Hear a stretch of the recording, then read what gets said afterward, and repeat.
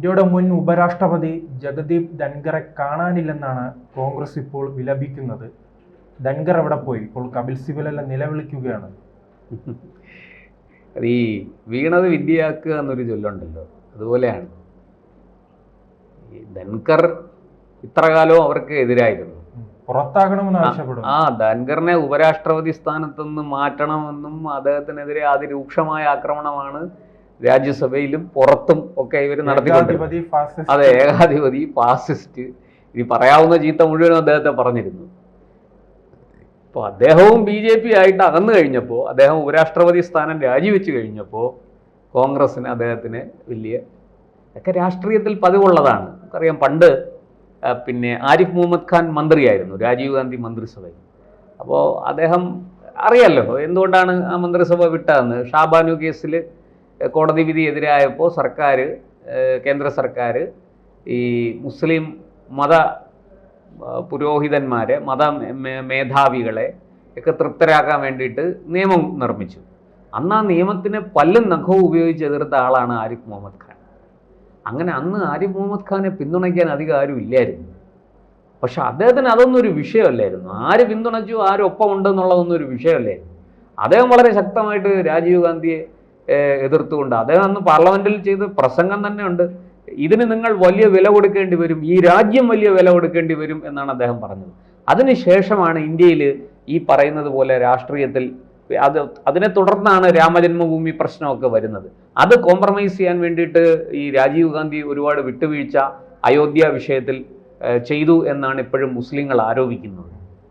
എന്തായാലും വെള്ളം ഒരുപാട് ഒഴുകിപ്പോയി, കാലം ഒരുപാട് മുന്നോട്ട് പോയി. ആരിഫ് മുഹമ്മദ് ഖാൻ അന്ന് ഇറങ്ങിയപ്പോൾ അദ്ദേഹത്തെ BJP പിന്തുണച്ചു, ജനതാദൾ പിന്തുണച്ചു. അവർക്കെല്ലാം അദ്ദേഹം വലിയ ആളായിരുന്നു. അത് രാഷ്ട്രീയത്തിൽ സ്വാഭാവികമാണ്. അപ്പോൾ ഇവിടെ അങ്ങനെയാണ്. ജഗദീപ് ധൻഖർ കുറച്ച് നാളുകളായി തന്നെ കോൺഗ്രസ് ഈ കുളം കലക്കുന്ന പരിപാടി തുടങ്ങിയിട്ടുണ്ട്.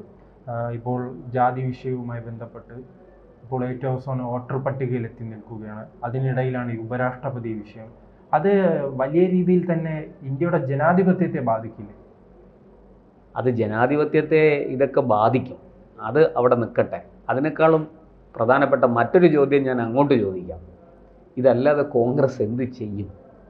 എന്ത് കാര്യം പറഞ്ഞ് സമരം ചെയ്യും?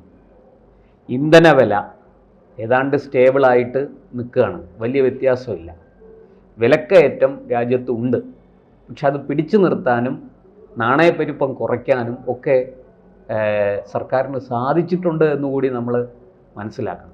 ഈ അന്താരാഷ്ട്ര രംഗത്ത്, അതായത് നമ്മുടെ രാജ്യാന്തര ഇൻ്റർനാഷണൽ സെക്ടറിൽ പല രാജ്യങ്ങളും സാമ്പത്തിക പ്രതിസന്ധിയിലാണ്. അമേരിക്ക പോലും വലിയ പ്രതിസന്ധിയിലാണ് വാസ്തവത്തിൽ. പക്ഷെ നമ്മൾ അപ്പോഴും വലിയ പരിക്കൊന്നുമില്ലാതെ മുന്നോട്ട് പോകുന്നു. നമ്മുടെ സമ്പദ്ഘടന ആണ് ഏറ്റവും വലിയ വളർച്ച കാണിക്കുന്നത്.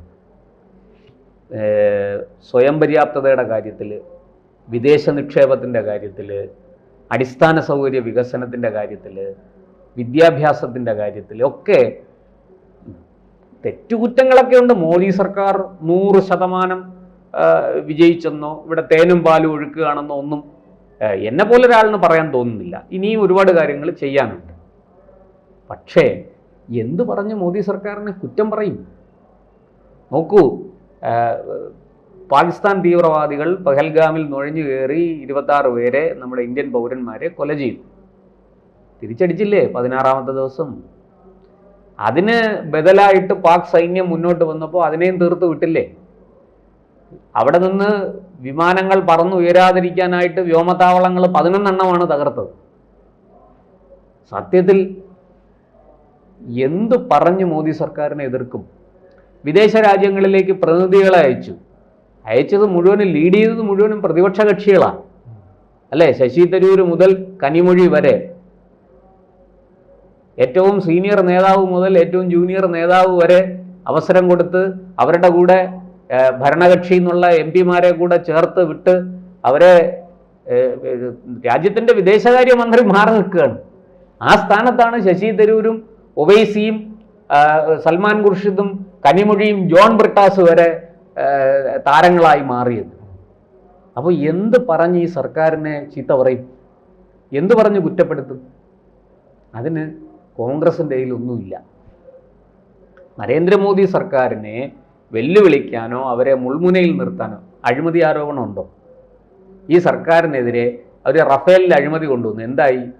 സുപ്രീം കോടതിയിൽ വരെ ഹർജി കൊടുക്കാൻ നോക്കി, എന്തായി? ഒക്കെ എല്ലാം ചീറ്റിപ്പോയി.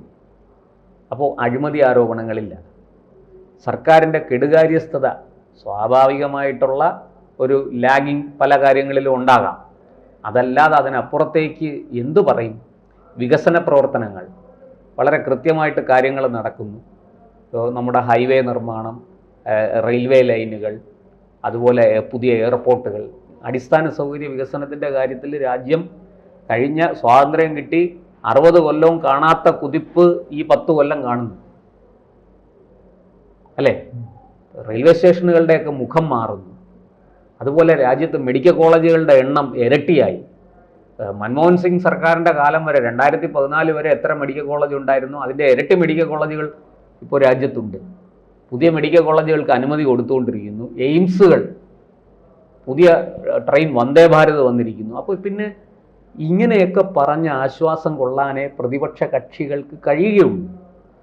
നമുക്ക് നമ്മളൊരു കാര്യം മനസ്സിലാക്കണം, രാജ്യത്തെ ജനങ്ങൾ പൂർണ്ണമായിട്ടും തൃപ്തരാണെന്നല്ലല്ലോ അതിൻ്റെ അർത്ഥം. അവർ പൂർണ്ണമായിട്ടും തൃപ്തരായിരുന്നെങ്കിൽ മോദി സർക്കാർ 400 സീറ്റ് കൊണ്ട് ഈ 3-ാം ടൈമിൽ അധികാരത്തിൽ വരേണ്ടതല്ലേ? അത് സംഭവിച്ചില്ലല്ലോ.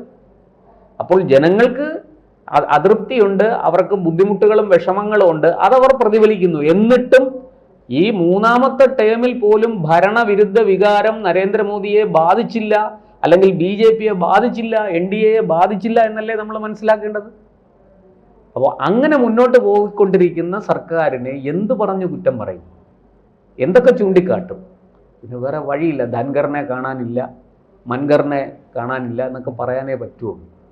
ഈ വോട്ടർ പട്ടികയിൽ ക്രമക്കേടുണ്ടായി, തെരഞ്ഞെടുപ്പ് കടന്ന് 1 വർഷം കഴിഞ്ഞു, ഇപ്പോഴാണ് വോട്ടർ പട്ടികയും പൊക്കിപ്പിടിച്ചുകൊണ്ട് വരുന്നത്.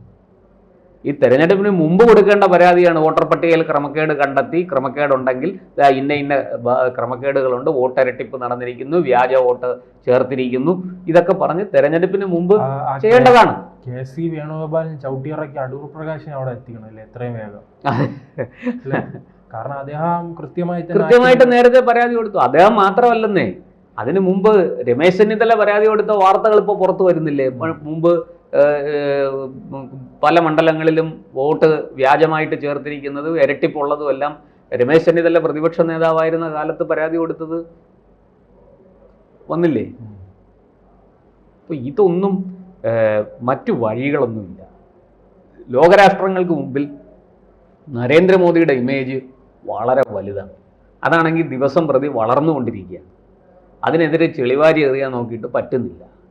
പിന്നെ ഒരു ക്രിയാത്മക പ്രതിപക്ഷം എന്ന് തെളിയിച്ചാൽ ഈ സഖ്യകക്ഷികളുടെയെങ്കിലും കയ്യടി വാങ്ങാം. അതിന് കാണിച്ചുകൊണ്ടിരിക്കുന്ന പുകിലാണ് ഇതൊക്കെ. ഇതിനപ്പുറത്തേക്ക് ഇതിനകത്ത് യാതൊരു രാഷ്ട്രീയവും ഇല്ല, ഒരു കാമ്പുമില്ല അകത്ത്. വെറുതെ ചുമ്മാ നേരം വെളുക്കുമ്പോൾ എണീറ്റിരുന്ന് എന്തൊക്കെയോ വിളിച്ചു കൂവുന്നു, കുറേ ആൾക്കാരെ കൂട്ടുന്നു, മോദിയെ കുറേ ചീത്ത പറയുന്നു. ക്രിയാത്മകമായൊരു പ്രതിപക്ഷമാകാൻ കോൺഗ്രസ്സിന് സാധിക്കുന്നില്ല എന്നുള്ളത് ഒരു പച്ചയായ യാഥാർത്ഥ്യമാണ്. അങ്ങനെയുള്ള അവർ ഇനി ഇതൊക്കെ രാഷ്ട്രീയം പഠിക്കും എന്നാണ് എനിക്ക് മനസ്സിലാകാത്തത്. മുമ്പും കോൺഗ്രസ് പ്രതിപക്ഷത്തിരുന്നിട്ടുണ്ട്, മുമ്പും ഈ രാജ്യത്ത് പ്രതിപക്ഷ കക്ഷികളുണ്ടായിരുന്നു. പക്ഷെ അന്നൊന്നുമില്ലാത്ത ഒരു ഗതികേടിലാണ് ഇന്നത്തെ പ്രതിപക്ഷം പോകുന്നത്. സാധാരണ നമ്മളൊക്കെ പറയുന്നത് ഭരണപക്ഷമാണ്, ഭരിച്ചുകൊണ്ടിരിക്കുന്നവരാണ് ഗതികേടിപ്പെടുന്നത്. അഴിമതി ഉണ്ടാവും, സ്വജനപക്ഷപാതം ഉണ്ടാവും, കെടുകാര്യസ്ഥത ഉണ്ടാവും, അല്ലേ? വികസന പ്രവർത്തനങ്ങൾ മുരടിക്കും, ഈ വിദേശ രാജ്യങ്ങളുമായിട്ടുള്ള ബന്ധം വഷളാകും, അതിർത്തി തർക്കങ്ങളുണ്ടാകും. ഇതെല്ലാം ഉണ്ടാകുമ്പോൾ ഭരണത്തിലിരിക്കുന്ന കക്ഷിക്കാണ് അതിൻ്റെ ക്ഷീണം സംഭവിക്കുന്നത്. ഇവിടെ എന്ന നേരെ തിരിച്ചാണ്. ഇതൊന്നും ഉണ്ടാകുന്നില്ല എന്ന് മാത്രമല്ല, ഈ കാര്യങ്ങളിലൊക്കെ ഒരു വേഗമല്പം കുറവാണെങ്കിൽ കൂടി സർക്കാർ മുന്നോട്ട് പോകുന്നു. നിന്നു പോയിട്ടില്ല, സ്തംഭിച്ചിട്ടില്ല, ഭരണസ്തംഭനം ഉണ്ടായിട്ടില്ല. നരേന്ദ്രമോദി സർക്കാർ ഒരു പക്ഷെ പ്രതീക്ഷയ്ക്കൊത്ത് ഉയരാൻ കഴിഞ്ഞില്ലായിരിക്കാം, പക്ഷേ നമ്മുടെ സമ്പദ് വ്യവസ്ഥ വലിയ രീതിയിൽ വളർന്നുകൊണ്ടിരിക്കുകയാണ്. ഈ വരുന്ന 5 വർഷം കൂടെ കഴിഞ്ഞാൽ വലിയൊരു കുതിപ്പിലേക്ക് നമ്മുടെ രാഷ്ട്രം പോകും. ഇപ്പോൾ 4-ാം സ്ഥാനത്തുനിന്ന് നമ്മൾ 3-ാം സ്ഥാനത്തേക്ക് ലോക സമ്പദ് വ്യവസ്ഥയിൽ GDP ഗ്രോത്തിൽ കയറാൻ നിൽക്കുകയാണ്. നമ്മൾ 5-ലായിരുന്ന നമ്മൾ 4-ലെത്തി, 4-ൽ നിന്ന് ഇതാ 3-ലേക്ക്. ഈ വരുന്ന വർഷമോ അല്ലെങ്കിൽ തൊട്ടടുത്ത വർഷമോ അത് സാധിക്കും എന്നാണ് പ്രതീക്ഷ. അപ്പോൾ അങ്ങനെയൊക്കെ ഇരിക്കുമ്പോൾ ഈ പ്രതിപക്ഷം എന്ത് പറഞ്ഞ് ഈ സർക്കാരിനെ കുറ്റപ്പെടുത്തും? അവർക്ക് ആകെ പറയാനുള്ള കാര്യം BJPയുടെ ഉപരാഷ്ട്രപതി രാജിവെച്ചു, അദ്ദേഹത്തെ കാണുവാനില്ല. അപ്പോൾ പുള്ളി എന്തേലും സുഖവാസത്തിന്, ഇത്രയും നാളിത്തിരി തിരക്കൊക്കെ ആയിരുന്നു, സുഖവാസത്തിന് പോയതായിരിക്കും. പക്ഷെ അദ്ദേഹത്തിനെ കാണുവാനില്ല. ഇതൊക്കെയാണോ ഒരു രാജ്യത്തെ വാർത്ത? ഒരു പ്രതിപക്ഷത്തിൻ്റെ ധർമ്മം ഇതൊക്കെയാണോ? പ്രതിപക്ഷത്തിരിക്കുന്ന രാഷ്ട്രീയ കക്ഷികളുടെ ജോലി ഇതൊക്കെയാണോ? ഉത്തരം പറയേണ്ടത് രാഹുൽ ഗാന്ധിയും കൂട്ടരുമാണ്.